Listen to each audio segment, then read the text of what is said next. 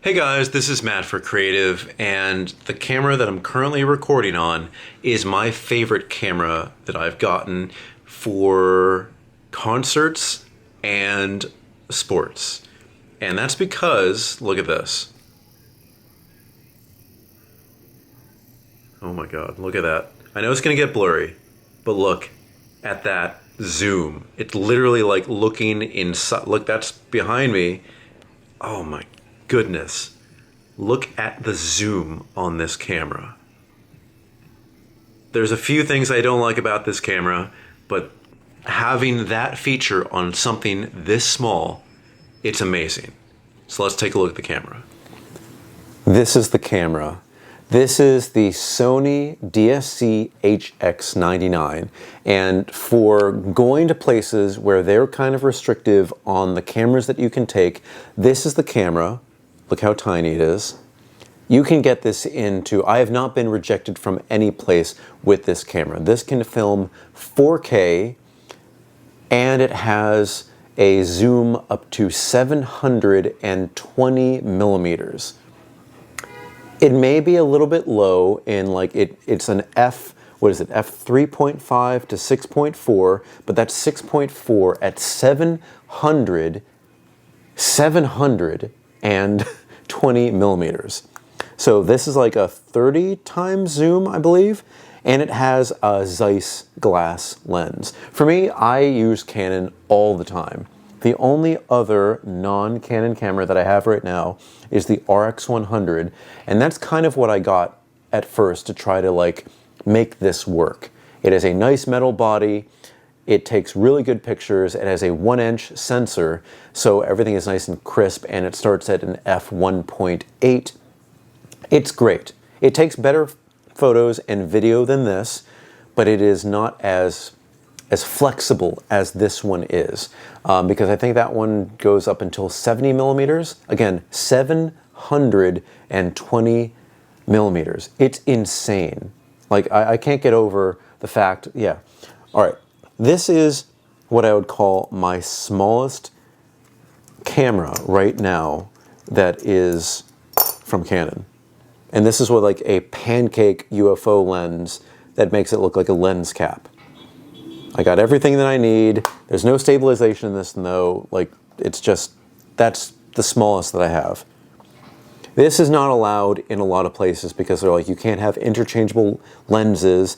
And then also, this doesn't zoom. This is kind of where it is. What I usually use on that is a Canon 22 millimeter f2 lens, and that makes it pretty small. This one here, if I try to take this out, it's basically kind of looking like this, which is big, and definitely I'm not going to be allowed in places that reject interchangeable lens cameras. But this one, this is there is one main thing that doesn't work for me personally, but for the rest, this is my favorite camera. First, battery life is amazing.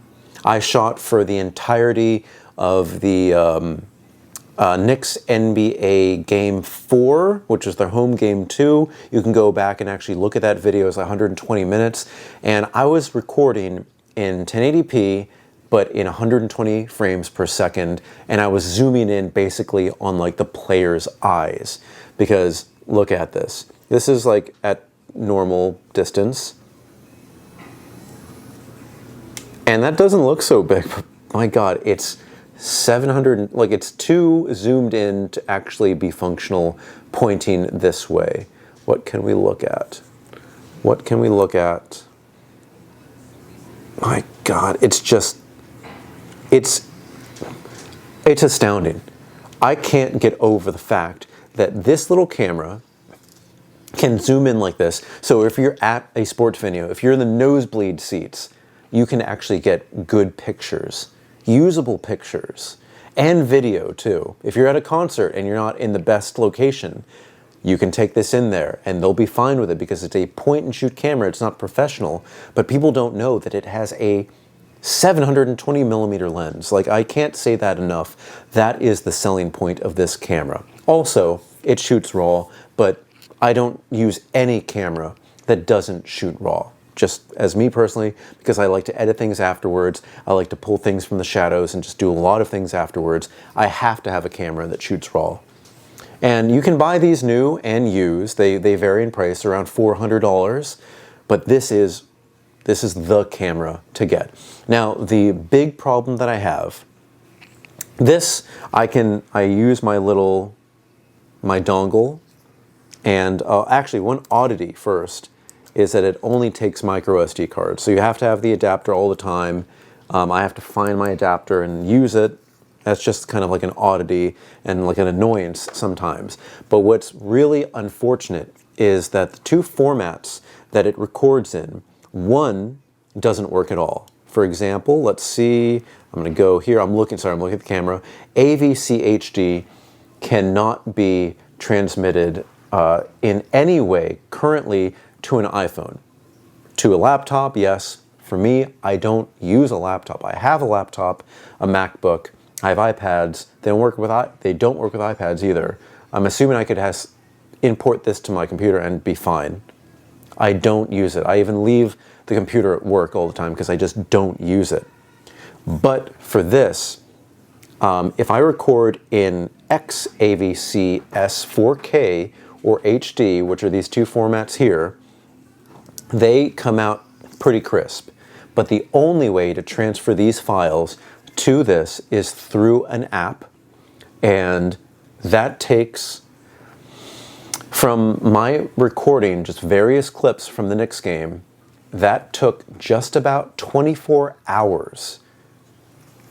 This sitting on a charger, this sitting on a charger, next to each other. I went out, I lived my life, I went out to dinner, I slept, I woke up the next morning, and it was still going, and it then finished transferring.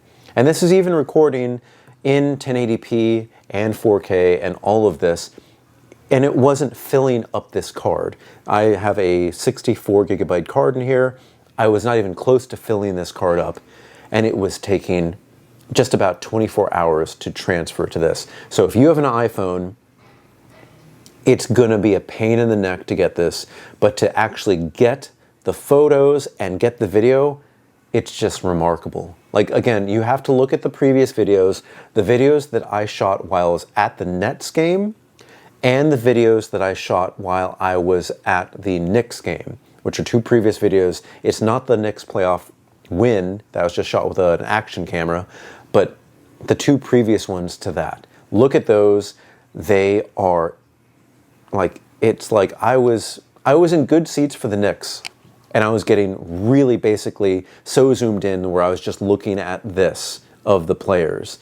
And even in the Nets, I was super far away and I was getting so close to those players that I had a hard time at getting the action in frame because I was only getting maybe to their knees, head to knees. And it was just like, this is too tight. This is like, I gotta move around too much and it's too jerky. So this is more than you need. But as a camera and video camera for concerts and, I'm blanking, sporting events, get this.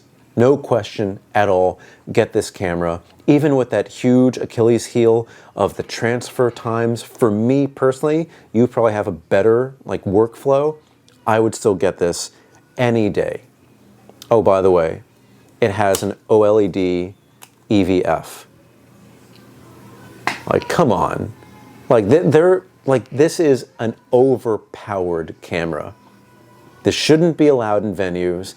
I feel when I am looking through this, I'm like, this is too close. There is no way I should be allowed to look this close with a camera this far away. It's dark outside, so it's a little bit, but wow. It's an impeccable camera. Also, it does have stabilization. So if you're just walking around, it's stabilized. It is more or less stabilized. And it has a flip screen.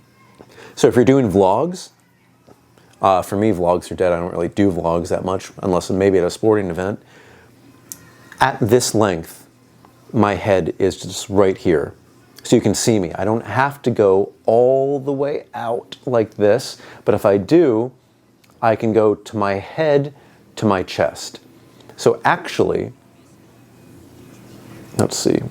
Yeah, what you see here right now, there's no crop, no stabilization on right now, because this is just sitting on like a tripod arm.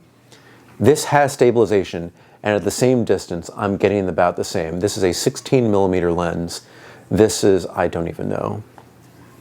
It's 4.25 to 118mm, equivalent to whatever the sensor is inside here. And of course, this is better quality. It's always going to be better quality, but this is incredible for a pocket camera. I'm going to go see the Walkman on Friday in New York City. I am taking this camera with me. The only thing is it's not waterproof. So that's the only thing. I like to have everything waterproof or a bag. I don't know if I can bring a bag into the venue, but I'm bringing this camera with me. And I know the battery is going to last the entire time, because as I was shooting as many clips as I could at the Knicks game, by the time I was leaving, it was only down 1 bar, and I believe there's 4 bars on this. It's incredible. If you are getting a camera for the very first time, like, this gives you nice background blur. This is professional, this is 4K, this is everything. This is maybe the look you're going for. And also there's studio lights here. But if you're like, oh, I only have 400 bucks, and that's not saying that's a lot or a little, everybody's different, this does everything.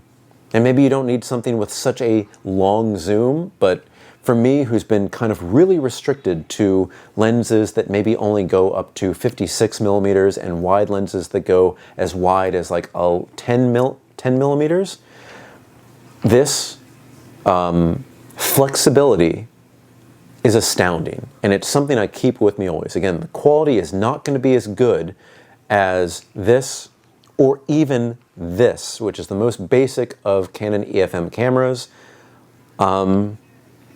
It's just that it's so small and allowed everywhere that I don't know what else to say. I never use Sony stuff. I really wish that the files would be different, like at least just make it MP4, and then I'd be so happy, because the RX100 allows for MP4 files to be created. This doesn't. The only thing that is an issue, if this worked with this into the iPhone, I would be hard-pressed to not bring anything else other than this, and maybe my favorite action cam, which it's over there. This is beautiful. I would say get it. This is my hard recommendation for if it's your first camera that you just need to do the same thing that I'm doing right here, and if you go to music venues and all this stuff where they don't allow just bigger cameras, this is the one to get. It is not bad. Like, I'm getting this super close to me. There's a tiny bit of bokeh, but again, we're at 3.5. You're never going to get true bokeh, like really hardcore out of this. But yeah, this is my choice. All right, guys, if you have any comments or questions, we've been taking a look at the Sony DSC HX99. Beautiful looking camera. Put everything in the comment section below.